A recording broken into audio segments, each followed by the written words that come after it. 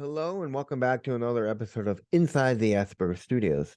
Are you dealing with a job that doesn't understand how to work with you because you're autistic? Are you dealing with bullying in grammar school or high school? Are you trying to find friends or form a relationship with someone you really like? Are you trying to find your inner self again and find that youth that you once had? Well, my next guest, Michelle Markman, is an ND coach who's autistic herself, who helps you find the answers to all those things. So sit back, relax, and grab your favorite beverage, and I'll see you on the other side. See you there.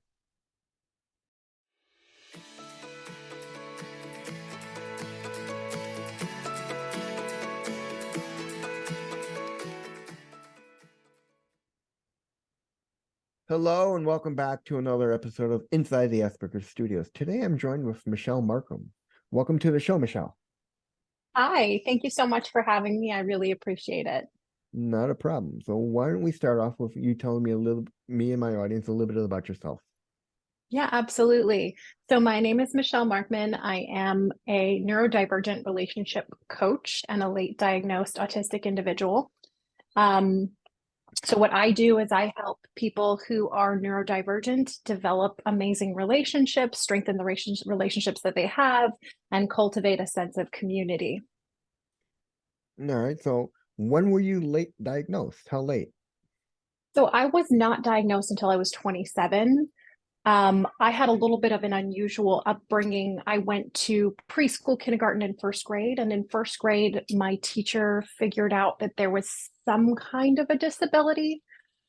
But at the same time, my brother was being pulled out of school for other issues, unrelated. He's also on the spectrum, and he had been diagnosed at the time.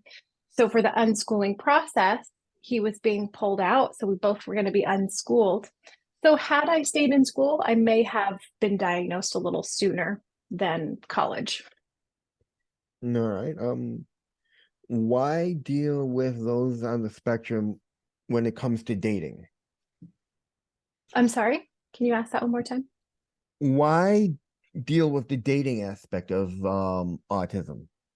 What brought So that about? I, yeah, so I handle all aspects of relationships. I help people with dating relationships, work relationships, friendships, just really navigating any sort of social situation. Hmm.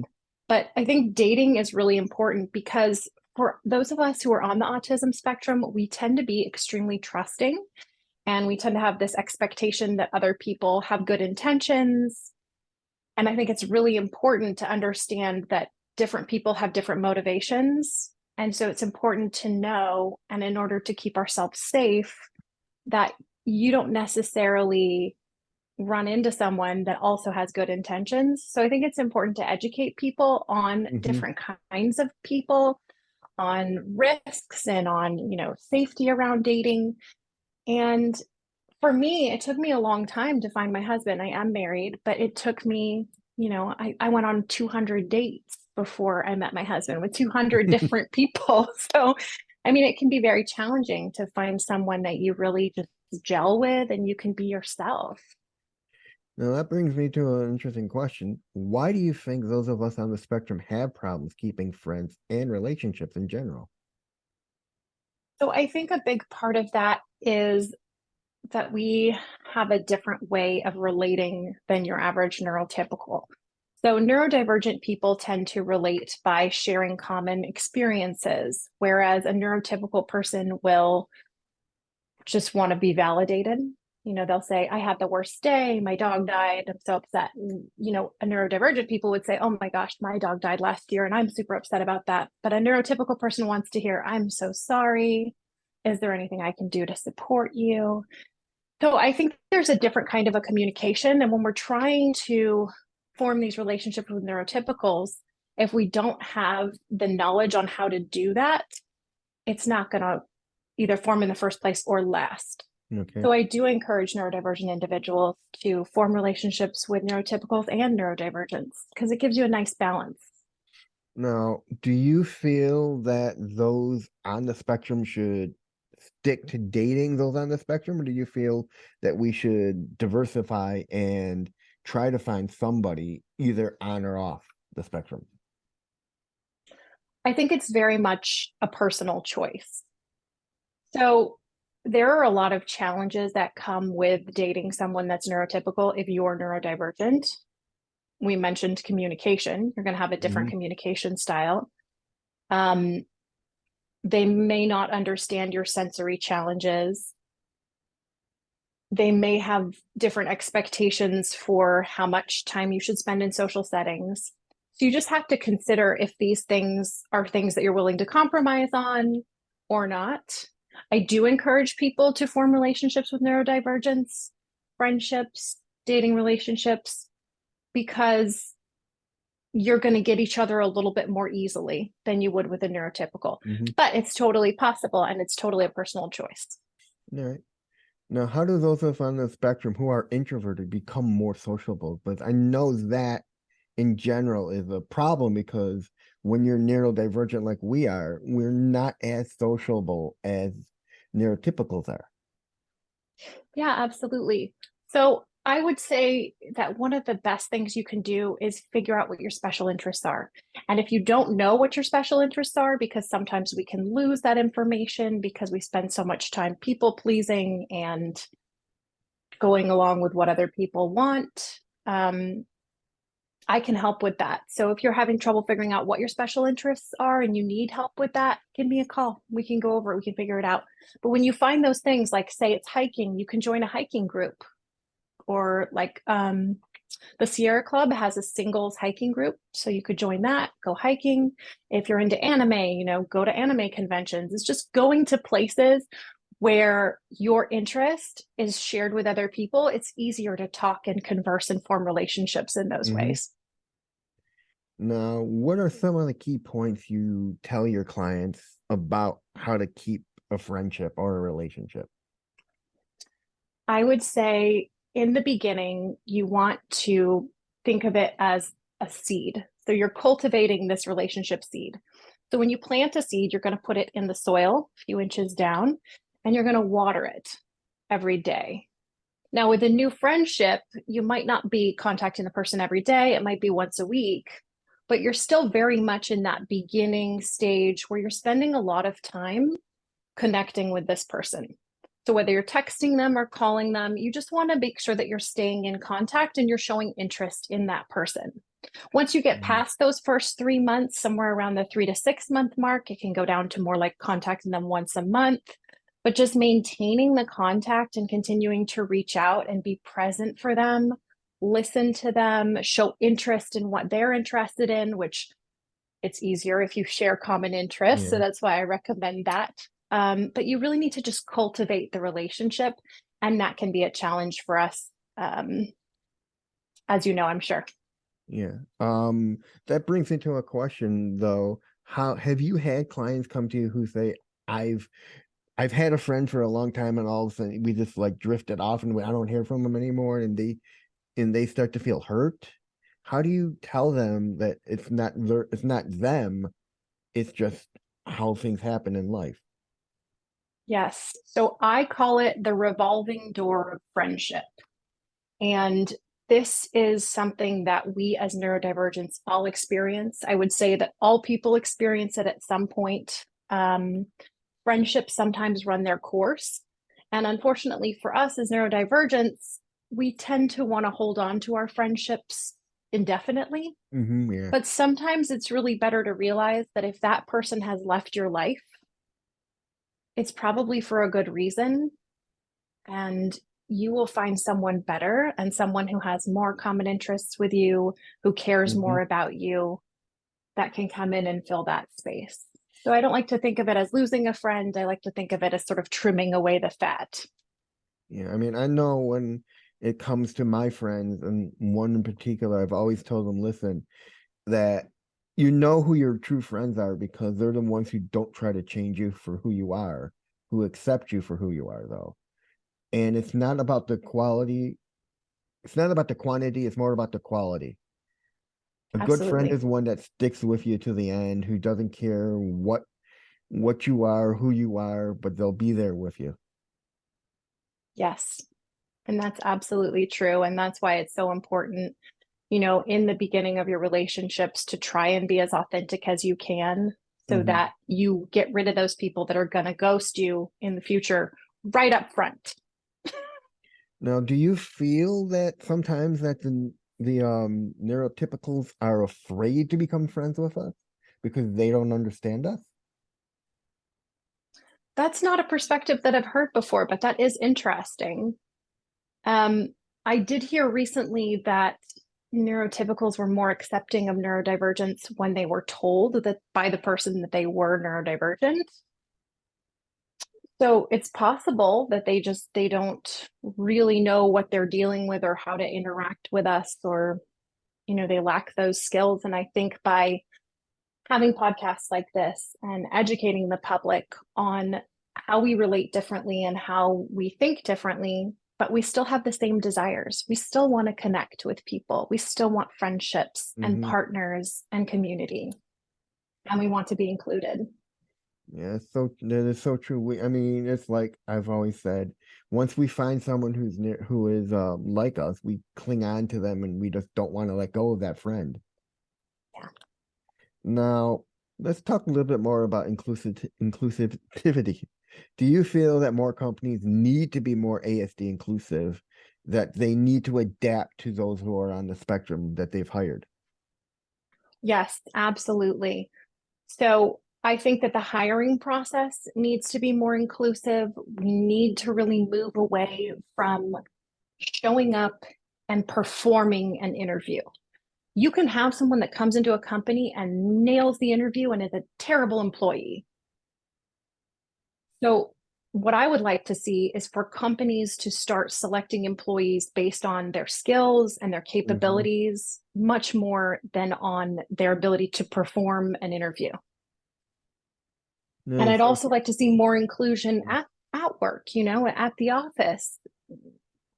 I personally went through a situation at one of my offices where I was having a challenging time connecting with coworkers, and my boss pulled me aside and asked me to connect with them better. And at the time, I really didn't know how to do that. So, if we're able to educate employers on how to scaffold our relationships and how to support us in the workplace and how to offer more inclusive environments, that would be really helpful. that is so true because I mean, you don't hear stories of employers saying, "Oh, you're on the spectrum. How can we help you?" I've Right. only come across one person who was working at a job in California while he was in school, and the company was so accepting and so um making everything right for him, like lowering the lights to getting rid of all neon lights because they bothered him, to sound, to everything. You don't Mhm. find that in companies today. You don't, and you really should, because that can be the difference between, an employee giving 100% and an employee giving 50%. And just the comfort level that neurotypicals get to experience just by being in the office, that we need those additional accommodations to also experience a similar comfort level. I feel that's why it's most importantly that we advocate for ourselves to if we now here's a question. Do you feel we should tell the employers in the interview that we are autistic, or do we need to wait? So I think this is a challenging question because it's very dependent upon the company culture. Mm-hmm. And, without researching that particular company culture, I wouldn't be able to advise you on that. I think that it really depends on, what kind of inclusivity policies the company has. Um, are they sort of a very traditional, structured company where, it's a sort of don't ask, don't tell situation? Or are they an inclusive company? Like someplace like Google's, you might be able to walk in and say, I have autism, this is what I need. But if we're talking about, your average bank or something like that, I don't know if that would be a good idea. It might be a safer bet to wait to get hired and then disclose your disability. All right. Now, I know we talked about this question before, but how do we get what do we do to get high schools and grammar schools more inclusive with their ASD students? What can we Yeah, do? so this is a great question. And I think I have the same question. um, I think it starts with education. So advocating for neurodivergent inclusion, advocating for um, autism inclusion, understanding, the differences that show up, and educating teachers on how to support autistic and neurodivergent students and administrators, Hmm. educating the administrators as well. Yeah, I mean, that's very important that I think the school systems need to get more educated. I mean, otherwise, if you look at it, they're very, very ignorant. They don't know anything. And those of us who are on the spectrum wind up falling through the cracks because the teachers don't know how to handle us, because the staff doesn't know how to deal with us. They see a meltdown and they think it's a temper tantrum or we're acting out when it's Mhm. not. Or overstimulated, Hmm. exactly. And it's important that the difference is known. And the only way that we can do that is by sharing our experiences, continuing to advocate for our cause. So this is the first step. Now, why do people think when they see us out in public that we're faking it when we tell them we have autism, but when they see us, they think we're acting normal? And that's an interesting question as well. Um, that's not something that I've personally experienced, but I can't speak for other people. So I think that actually it is. I have experienced that once at a workplace. I think that people see you performing, average typical tasks that other people would perform, and they don't see everything that's behind it. So they don't see the struggle that's internal, and they just think, this person just wants attention. And I think historically, we were socialized not to disclose invisible disabilities because it was shameful and because there were risks of being ostracized or being sent to a mental hospital or whatever else, what other reason. So I think that there is a generation before us, especially, that very much doesn't believe in disclosing invisible disabilities Mm-hmm. and wants to keep the veil over them, so to speak. All right. Here's a question that kid came to me before. How do you, when you have a client that comes to you and says their parents know they're on the spectrum, but refuse to get educated about it, what do you tell that client? I would tell them to do as much research as they can do, and where possible to share information that they've learned with their family if it's practical. If they're just not willing to learn about it or to support that person, then it's up to them if they want to continue that relationship or set boundaries with their family members around, what sort of interactions they allow, what sort of behaviors they allow. Okay. Now, have you had clients come to you and talk to you about being bullied? Yes, absolutely. This is a big issue, It certainly. is. I think, yeah. And how do you deal with it? I mean, it's all over. You read it about in the papers and online that people target us because they think we're weak. What do you tell your client about bullying? I mean, it's so prominent in today's field. You read about cyberbullying, you read about impersonal bullying, and then that person that gets bullied winds up either going into a severe depression to either killing themselves. How do you talk to them about handling it to the point where you don't hold all this in and you don't go deep diving into depression. Yeah, absolutely. So bullying is a huge problem. And as you know, it starts in childhood. And the thing that a lot of people don't talk about is that bullying does not stop in childhood. We don't just graduate high school and then stop being bullied. So it's really important to learn how to advocate for yourself, how to set boundaries with people, how to say, if someone is disrespecting you, you can say, I think we could both benefit from a higher level of respect with one another to have a better communication right now. You can set boundaries with people.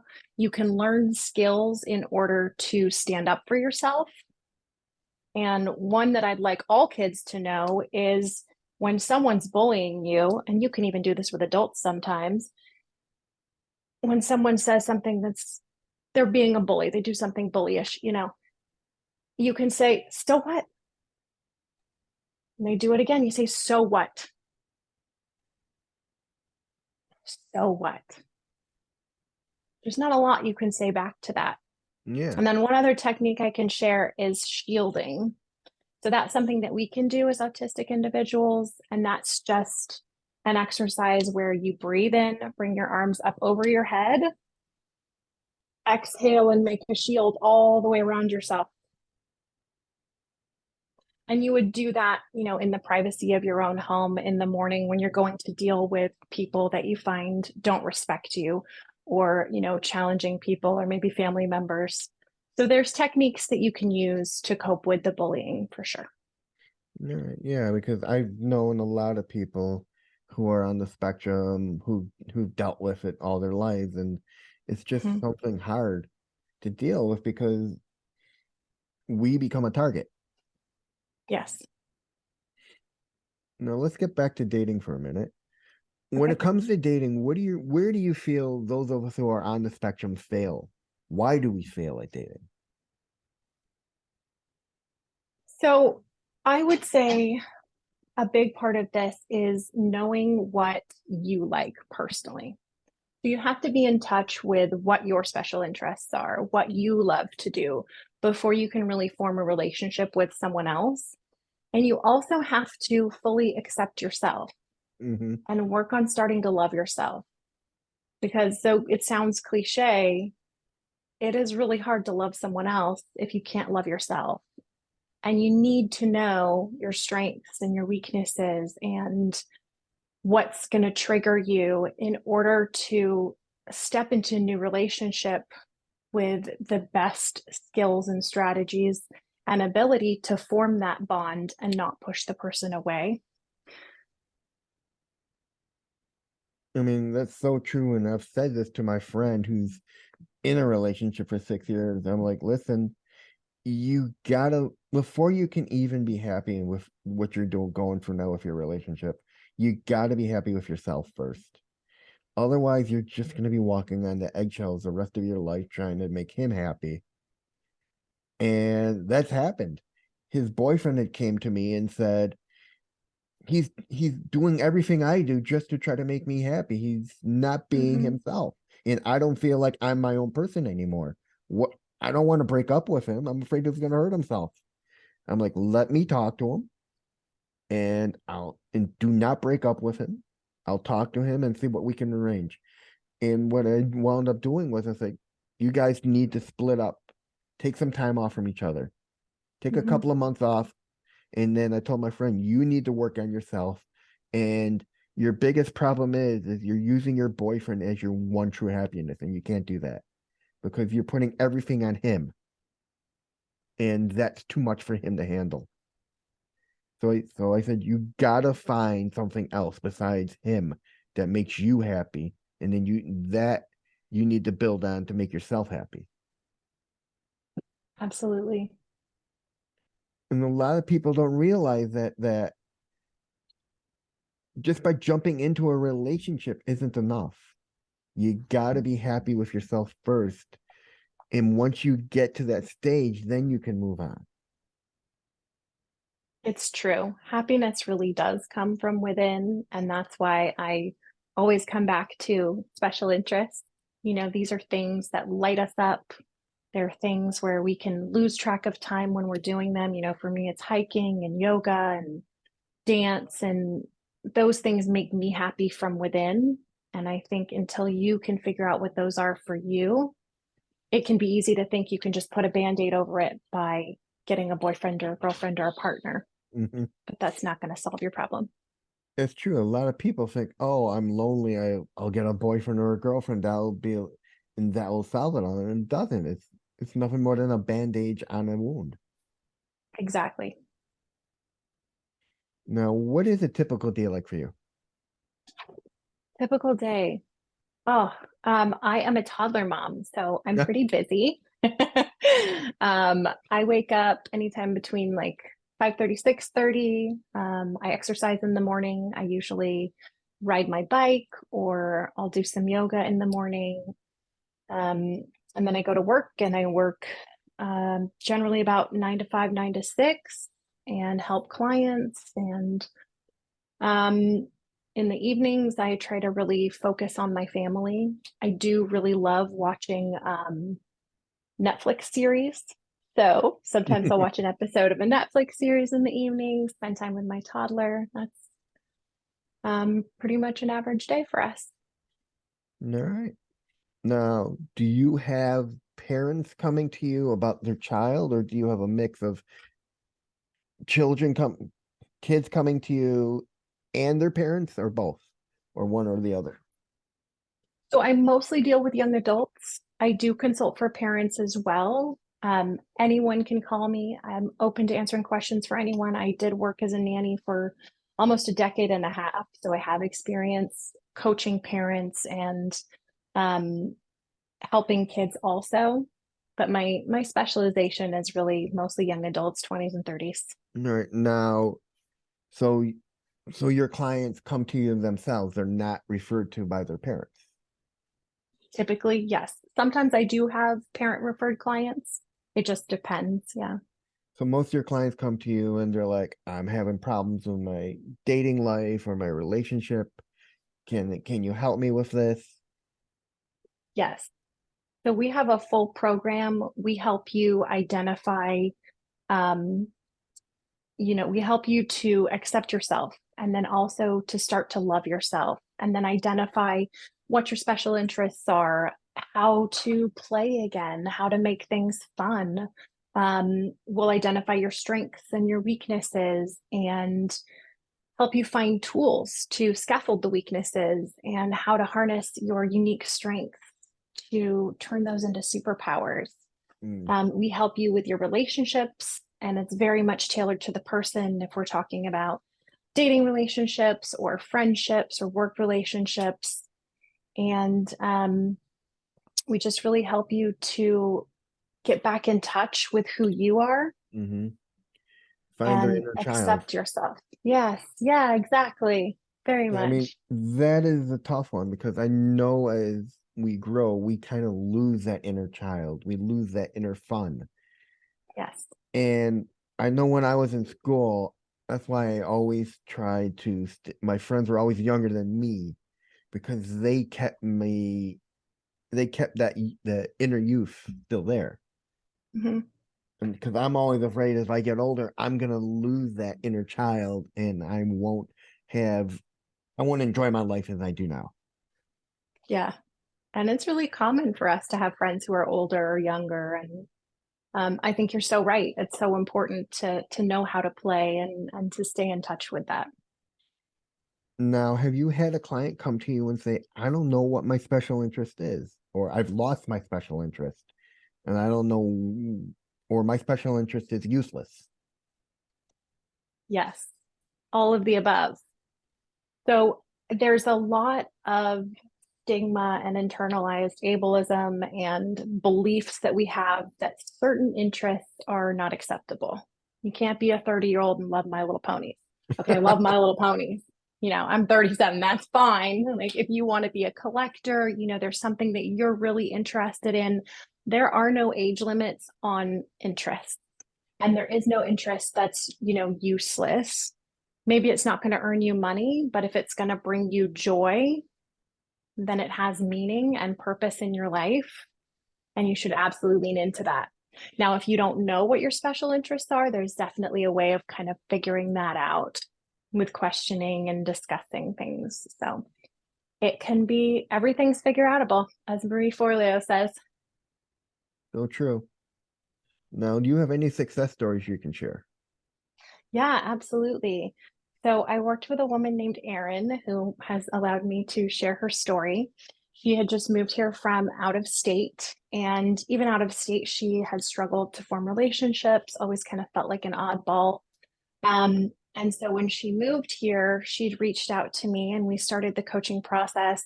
And over the time that we worked together, which was just 3 months, she was able to meet a partner who she's now been dating for almost a year. She has strong friendships and she has a community around her. And she's been able to obtain employment, and her employer is really supportive. And so I'm really grateful that Erin was able to have that experience and we're still in contact. And yeah, it's just that's what I want for all of my clients. So you keep in touch with your clients. That's very good. I do. Yes. And finally, where can people find out more about you?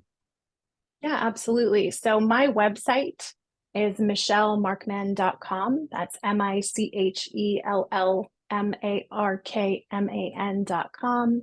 You can contact me there, book a free transformation call. It's a 30-minute call. We'll figure out your strengths and weaknesses. You'll walk away with more information than you had before you got on the call. And that's it, ladies and gentlemen. That was Michelle Markman. I'll talk to you later. See you in the next one, everyone. Thank you. You're welcome, Michelle.